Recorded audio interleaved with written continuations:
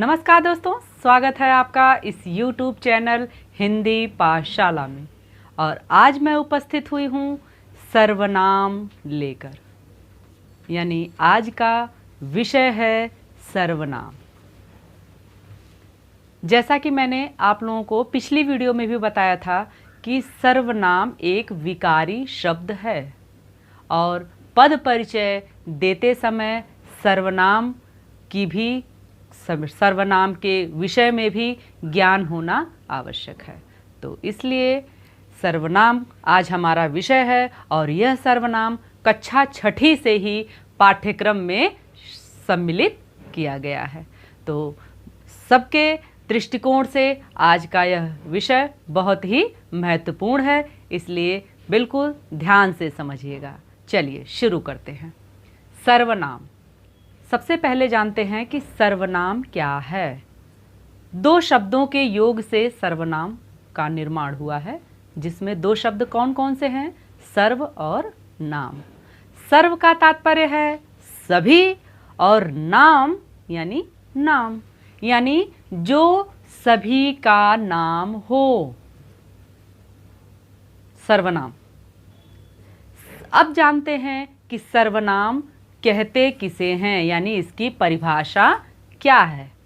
साधारण तौर पर अगर आप कहें तो कहेंगे कि संज्ञा के स्थान पर जो शब्द प्रयोग किए जाते हैं उन्हें ही हम सर्वनाम कहते हैं। अब प्रश्न उठता है कि जब संज्ञा प्रयोग करते ही हैं तो उनके स्थान पर सर्वनाम प्रयोग करने की जरूरत क्या है, आवश्यकता क्या है कि जब संज्ञा से काम चल जाए तो सर्वनाम की आवश्यकता क्या है, क्यों हम संज्ञा के जगह पर सर्वनाम का प्रयोग करें। तो इसके लिए देखिएगा, मैं आपको बताती हूँ कि वाक्यों में संज्ञा की पुनरावृत्ति न हो, यानी वाक्यों में संज्ञा की पुनरावृत्ति बचाने के लिए संज्ञा के स्थान पर जिन शब्दों का प्रयोग किया जाता है वे सर्वनाम कहे जाते हैं। अब आपने देखा कि बताया मैंने कि संज्ञा से ही काम चल सकता है, तो सर्वनाम क्यों, यानी पुनरावृत्ति से बचने के लिए। देखिए, जब हम कोई कहानी या कोई बात, कोई वाक्य कहते हैं जिसमें हमें बार बार संज्ञा प्रयोग करना पड़े, तो उस लाइन की, उस वाक्य की का सौंदर्य चला जाता है। जैसे उदाहरण के लिए देखिएगा, मैंने कहा राम एक अच्छा लड़का है, राम प्रतिदिन विद्यालय जाता है, राम 6ठी कक्षा में पढ़ता है। आपको कैसा लगा ना कि अगर बार बार मैं राम न कहकर इसकी जगह पर प्रयुक्त करती वह, और ये वह क्या है? सर्वनाम, तो ज़्यादा वाक्य सौंदर्य युक्त दिखता। तो अब समझ में आया होगा कि सर्वनाम की आवश्यकता क्या है।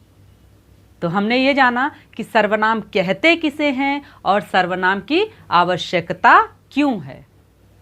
देखा आपने। चलिए आगे बढ़ते हैं और ये जानते हैं कि सर्वनाम के कितने भेद होते हैं, सर्वनाम कितने प्रकार का होता है। चलिए देखते हैं। सर्वनाम के मुख्य रूप से 6 भेद होते हैं। कितने? 6 भेद, जिनके बारे में हम एक एक करके चर्चा करेंगे। और सबसे पहला हमारा सर्वनाम का भेद क्या है? पुरुषवाचक सर्वनाम। सबसे पहला क्या है? पुरुषवाचक सर्वनाम। आइए देखते हैं कि पुरुषवाचक सर्वनाम किसे कहते हैं। ध्यान दीजिएगा, पुरुष का अर्थ क्या है? व्यक्ति। पुरुष का अर्थ क्या है? व्यक्ति, यानी जो शब्द वक्ता यानी जो बोलने वाला है, श्रोता यानी जो सुनने वाला है, अथवा अन्य व्यक्ति यानी जिसके बारे में बात की जा रही हो के लिए प्रयुक्त होता है, वह शब्द पुरुषवाचक सर्वनाम कहा जाता है। फिर से सुनिएगा ध्यान से। जो शब्द वक्ता, श्रोता या अन्य व्यक्ति के लिए प्रयुक्त हो वह पुरुषवाचक सर्वनाम होता है। उदाहरण देखिएगा। जैसे मैंने कहा मैं, तुम, वह। यहां मैंने 3 उदाहरण आपको दिया। मैं, ये क्या हो गया? मैं यानी वक्ता, जो वाक्य को, बात को बोलने वाला है। तुम यानी श्रोता, यानी जो उस बात को सुनने वाला है। और वह मीन्स मतलब, वह का मतलब कि जिसके बारे में वक्ता और श्रोता बात कर रहे हैं, वह अन्य पुरुष है, वह अन्य है, अन्य व्यक्ति। तो देखा आपने, मैंने तीनों के लिए एग्जाम्पल दिया, उदाहरण दिया आपको। क्या क्या? वक्ता, श्रोता और अन्य व्यक्ति, यानी जिसके बारे में बात की जा रही है। तो आपने देखा पुरुषवाचक सर्वनाम किसे कहते हैं, और मैंने उदाहरण भी दिया। पुरुषवाचक सर्वनाम के 3 भेद होते हैं।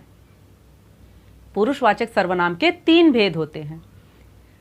कैसे? जैसे मैंने अभी यहाँ 2-3 उदाहरण आपको दिए हैं ना, मैं, तुम, वह, इसी पे आधारित है।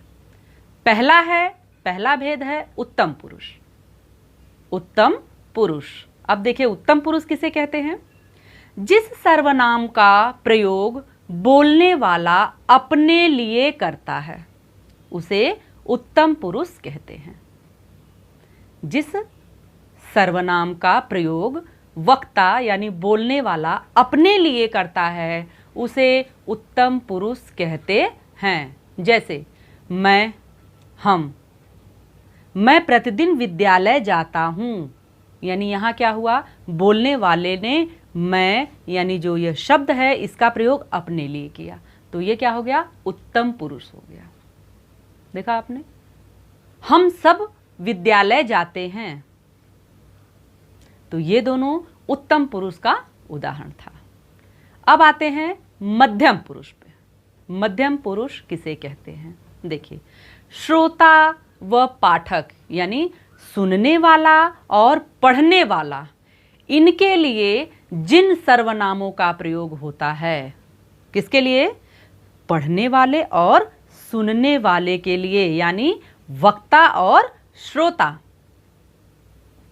क्षमा कीजिएगा, श्रोता और पाठक, सुनने वाला और पढ़ने वाला। जहां पर सुनने वाला व पढ़ने वाले के लिए जिन सर्वनाम शब्दों का प्रयोग होता है, वह मध्यम पुरुष कहे जाते हैं। देखा आपने? उदाहरण देखिएगा। जैसे तुम, आप। वाक्य में प्रयोग देखिए, तुम क्या कर रहे हो? आप कहां जा रहे हैं? तो यहां आपने देखा किसके बारे में बात हो रही है? श्रोता या पाठक के बारे में, यानी मध्यम पुरुष के बारे में। और अगला क्या है? अन्य पुरुष। देखिएगा, अन्य पुरुष किसे कहते हैं?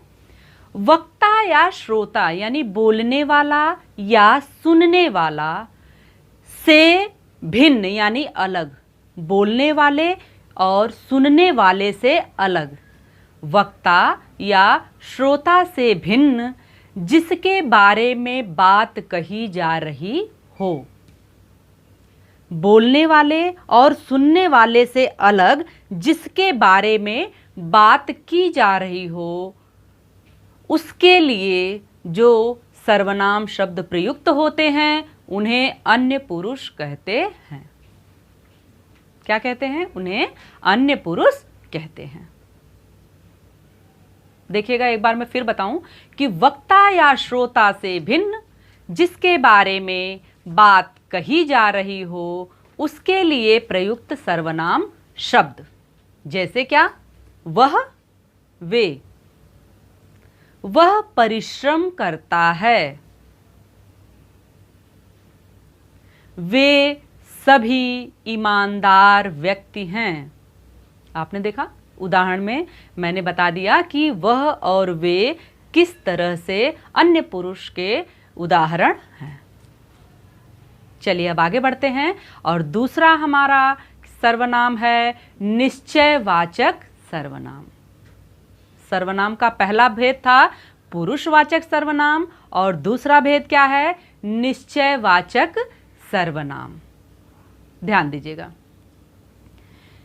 जो सर्वनाम किसी पास या दूर की व्यक्ति या वस्तु का निश्चित बोध कराते हैं। ध्यान दीजिएगा, जो सर्वनाम शब्द किसी पास के या दूर के वस्तु के बारे में या व्यक्ति के बारे में निश्चित का ज्ञान कराते हैं, निश्चितता का ज्ञान कराते हैं, वह निश्चयवाचक सर्वनाम कहे जाते हैं। कैसे? उदाहरण देखिए, समझ में आ जाएगा। जैसे यह, वह।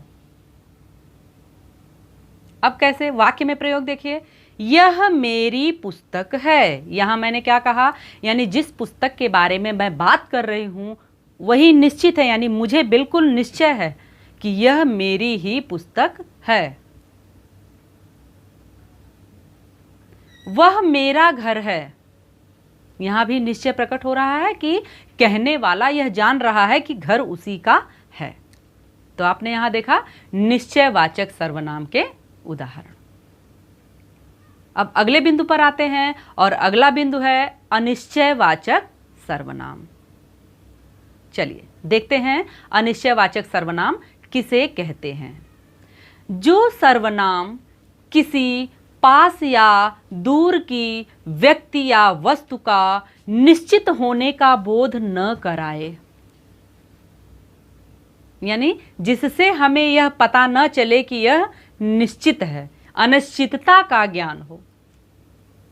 जिस सर्वनाम शब्द से हमें अनिश्चितता का ज्ञान हो, किसी दूर के या पास के व्यक्ति या वस्तु के बारे में अनिश्चितता का ज्ञान हो, यानी श्योरिटी जहां पर न हो, वहां पर अनिश्चयवाचक सर्वनाम होता है। उदाहरण देखिएगा, आसानी से समझ में आएगा। जैसे कोई, कुछ। वाक्य में प्रयोग देखिएगा, कोई बाहर खड़ा है। यहां देखिए अनिश्चित है, हमें पता नहीं है कि बाहर कौन खड़ा है, यानी यहां अनिश्चयवाचक सर्वनाम है कि कोई बाहर खड़ा है, जो खड़ा उसके बारे में हमें ज्ञात नहीं है कि वह कौन है, यानी कोई बाहर खड़ा है। दूसरा देखिएगा, कुछ बच्चे आज विद्यालय नहीं आएंगे। यहां भी देखिए अनिश्चितता है कि हमें यह बिल्कुल पता नहीं है कि कौन कौन से बच्चे नहीं आएंगे। कुछ बच्चे हैं जो कि आज विद्यालय उपस्थित नहीं होंगे। तो देखा आपने कि ये अनिश्चयवाचक सर्वनाम के उदाहरण थे। अब आगे बढ़ते हैं, चलिए, और चौथे भेद को लेते हैं, जो कि है प्रश्नवाचक सर्वनाम। चलिए जानते हैं कि प्रश्नवाचक सर्वनाम किसे कहते हैं।